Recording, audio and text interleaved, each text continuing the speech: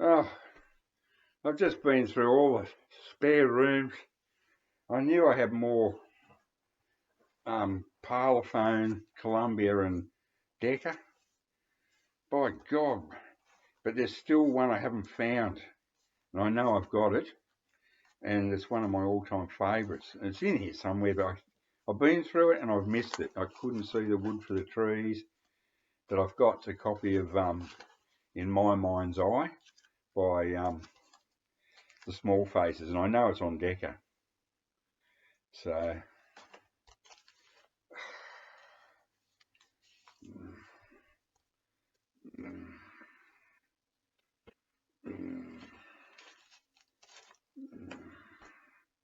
So what I have here is on Parlophone,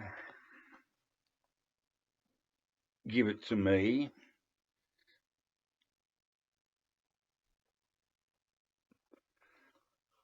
and You're Lying, another great single of theirs, which I forgot I had because it's inside an EP cover, which I just found somewhere without a record in it. So I didn't even know I had Give It To Me as a single. This is like detective work. So I might run through my Parlophones. So that was one. Now, don't laugh at this one, please. But yes, I know it's Cilla Black, but it's for you. I really like this song. She's a bit screechy, a bit like Shirley Bassey in a way, but not as good. But I just think it's one of Paul McCartney's greatest songs. It's for you, and it was written very early, very mature song. You know, for his time. I found a UK Parlophone. Look at this, original in fantastic condition with the is it a wavy top? No, yes, it's sort of a wavy top, but Can't Buy Me Love, and you can't do that.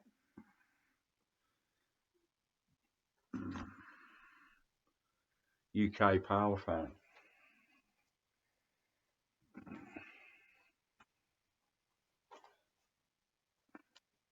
Now, don't laugh at me, please. Oh, you can laugh.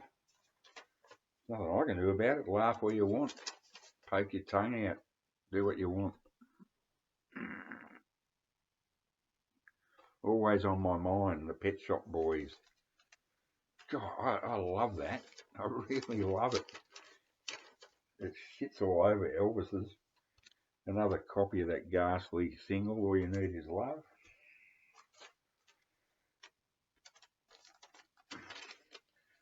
Talking about ghastly. Over the Rainbow, Billy Thorpe and the Aztecs. He was a massive hit in Australia, and he invented pub rock, and there'd be no AC/DC. None of that would have happened without Billy Thorpe. But he went through this. They talked him into going through a Las Vegas type thing, and early in his career, and he was sidetracked for 2 years, churning out bloody drivel for the mums and dads. But he woke up to himself and got back into where he belonged, rocking hard, as they say. The B side isn't bad actually. That I love. It's a bit of a high energy thumper type. Okay, now this will be all over the shop. So I only pulled this one out. Columbia. We're going back to Columbia here. This is Peter and Gordon and a song. I've never played this. It doesn't sound like it can be very good. You've had better times, and I'm sure they had too by the time they put this out.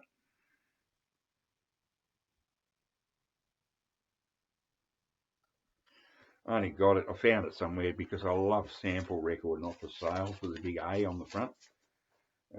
That was never going to be a hit, though. I really. Here's one I don't mind by Peter and Gordon. Actually, I didn't even know I had this on Columbia.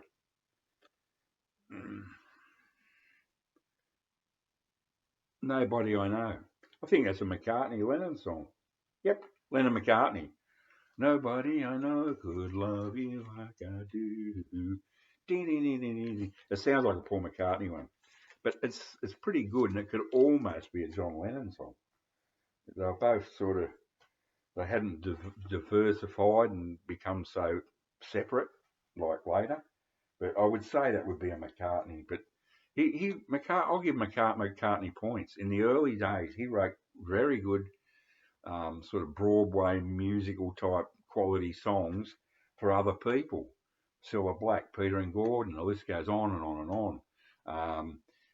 And they were quite mature for his age, and yet he was churning out fucking garbage like, oh, I love me do, and shit like that. Well, what the fuck? Here's another great one, and it's another bloody Lennon and McCartney song.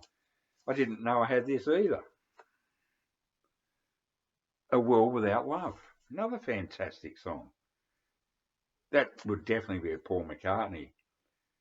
But, I mean, how could he have gone from writing such great, really great songs with sort of mature lyrics so early and then end up writing shit like Obwood Dee, Obwood Da and Hi, Hi, Hi and is childish fucking gibberish.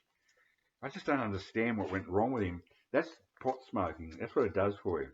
All the dope, all the vipers I've known in my life, and pot's one I toyed with. But see, I was spoilt. We had Durban poison and Buddha sticks. Why would you fuck around with bloody poor old, married dope when you got the best hash oil in the world and everything? But you do that for a year or two at a certain age and then you throw it in.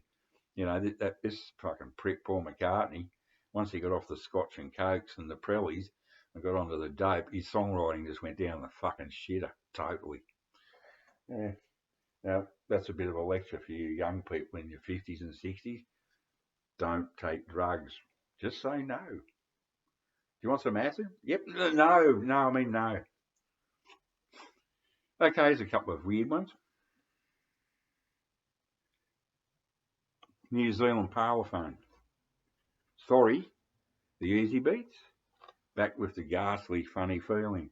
I quite like the New Zealand Parlophone. It's very colourful, unlike, the Australian one's very dark, so everything's black, like same with the Columbia label, which isn't stylish. I suppose that's a bit teeny bopper. But I got another one here somewhere too. I wonder if I just dropped it in the fireplace. I'll find it in a minute. Hurry up, you asshole. That's just an early Elvis record. I only picked that up. This has got a Columbia bag. This is Running Bear by Johnny Preston on W&G. I only just pulled that out because it's got a Decca bag in beautiful condition. I need that for and I found another Parlophone bag. Great. Here's a later version of Parlophone. This is Unbelievable by EMF. I really like that song. Probably from the 90s or the 80s. Early 90s maybe. Unbelievable. Yeah, good stuff. EMF, good stuff. Really like that. Another copy of Revolution by the Beatles.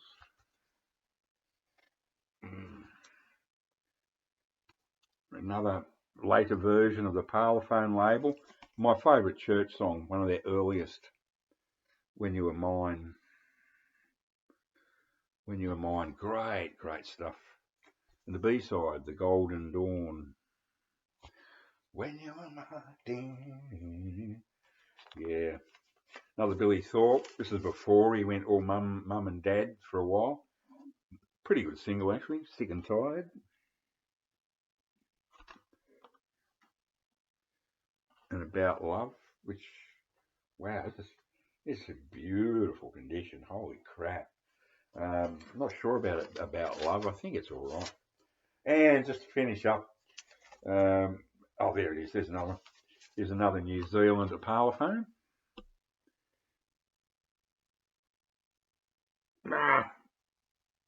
Rain and Paperback Writer with writing on, well, paper, yeah, someone's written on it. Just They've really simplified it, you know.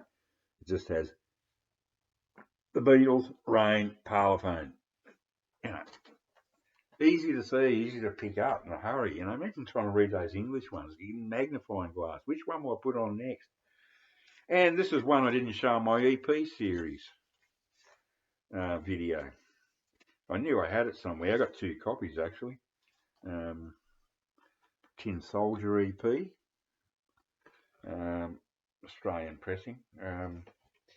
This is a great EP, really great. It's probably the best songs by the band. Well, not all, but 2 of their best by for sure. What have I done to it in a minute? Yes, Tin Soldier. Tin Soldier, Talk to You, great track. Here Comes the Nice Itchy Park.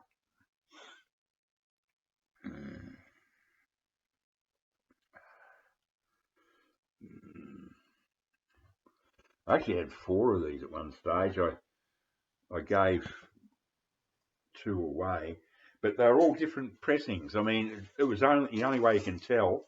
This must have sold a lot of copies in Australia because they all had 4. They're all exactly the same on the label, but just reading like this one, I really love because it hasn't got any of those stamps on them. You know, where they have SX or this one's a clean one. But later ones, they'll have like SX music, and then there'll be some other music, and they'll end up with all these 1, 2, 3, 4 sticker type things on there. This has to be a first press because it hasn't got any of those stamp things on them, which I don't mind, but when you get 3 or 4 of them on there, it just looks really messy. So yeah,